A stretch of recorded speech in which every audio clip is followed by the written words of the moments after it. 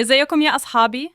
أنا مريم والنهاردة هحكي لكم عن موقف حصل لي وخلاني أفهم قد إيه ممكن الموبايل ياخد مننا حاجات مهمة جدا من غير ما نحس.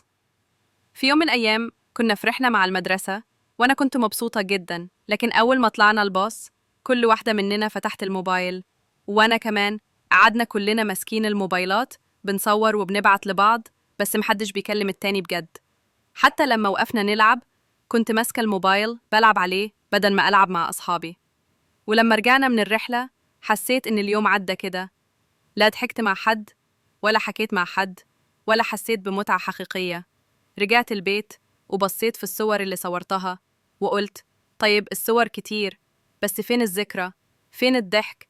فين الحكايات اللي كنت هفضل فاكرها؟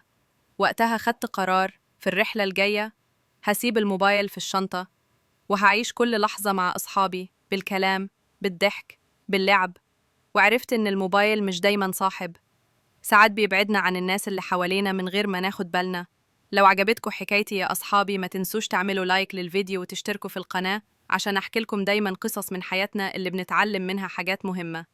أنا مريم وبحبكم كلكم.